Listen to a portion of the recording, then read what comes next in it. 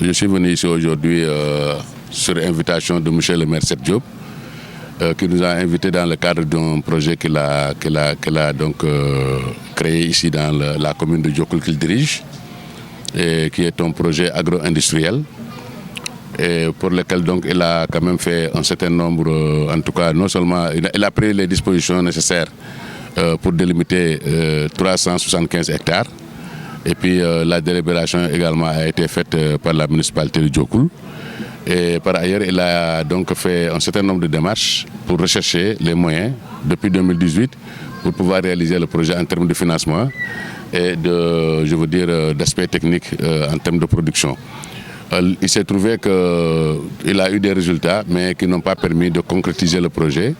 Et à l'occasion d'une invitation qu'on lui avait faite au niveau de la Belgique, où il s'est rendu le mois dernier, nous avons fait connaissance.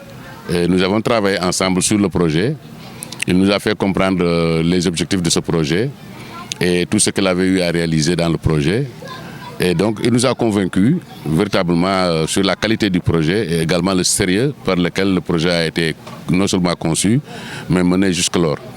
Et donc, étant donné que nous travaillons dans le domaine du développement, nous mettons en place des solutions financières et techniques pour réaliser des projets qui relèvent soit du public ou bien du privé. Alors nous avons donc été véritablement enchantés et très intéressés par la démarche du projet et le projet lui-même.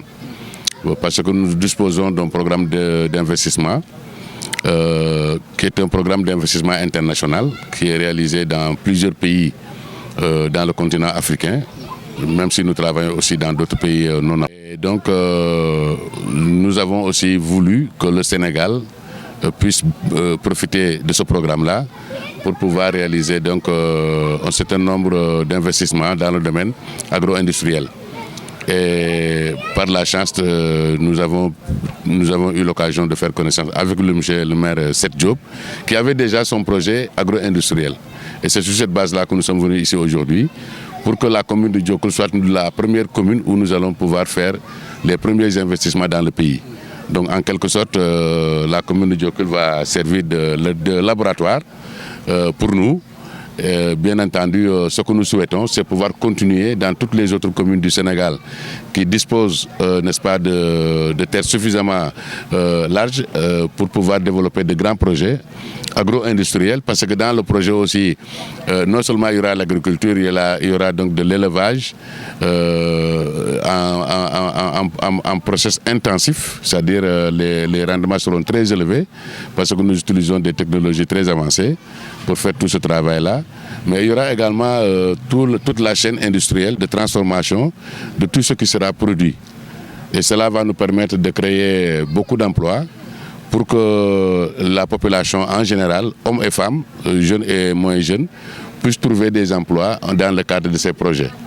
Et je crois que ça c'est important. Bon, les autres aspects du projet qui sont des aspects qui accompagnent le projet, ce sont par exemple, je veux dire, les aspects sociaux. C'est le logement d'abord. Il faudrait qu'on construise des cités pour que les travailleurs du projet puissent être logés. Il faudrait également qu'on accompagne le projet par la mise en place d'infrastructures scolaires pour pouvoir accueillir aussi les familles qui vont s'installer pour travailler dans le projet. Parce que tout le monde ne sera pas certainement de la commune de Diokoul. Il y aura des travailleurs qui vont quitter d'autres localités pour venir s'installer et travailler dans le site. Donc ils vont venir avec leur famille, donc ils auront besoin d'écoles, ils auront une santé performante pour que lorsqu'ils sont malades, qu'ils puissent en tout cas être soignés. Et c'est en cela que nous avons prévu de mettre en place également des infrastructures de santé qui vont pouvoir répondre à ces besoins-là. Et donc, fondamentalement, tout ce qui tourne autour de la faisabilité du développement de la localité à travers ce projet agro-industriel sera pris en compte. Je disais tout à l'heure qu'en matière de mobilité, par exemple, on ne peut pas installer un programme agro-industriel avec des industries, avec des sites de production, sans qu'il y ait des routes, n'est-ce pas, qui puissent être employées par les véhicules pour transporter soit les marchandises, ou bien les travailleurs, ou bien les clients qui viennent chercher, en tout cas, leur intérêt dans le cadre en tout cas de ce projet du site. Voilà, c'est ça que je voulais donc donner comme contribution et je vous remercie. Je voulais aussi dire qu'à travers ce que nous faisons aujourd'hui, nous l'avons inscrit dans l'optique du programme de développement du gouvernement qui a fixé un objectif 2050 qui voudrait que la souveraineté alimentaire puisse être une réalité dans le pays dans les meilleurs délais. Et cela également est conforme, n'est-ce pas? Et c'est ce qui nous a surtout facilité notre orientation vers le Sénégal. Et donc ce sont des politiques aujourd'hui que nous saluons. Et à l'occasion, nous remercions le président de la République, Bassirou Diomaye Faye. Et nous remercions également le chef du gouvernement qui met en œuvre les politiques de l'État.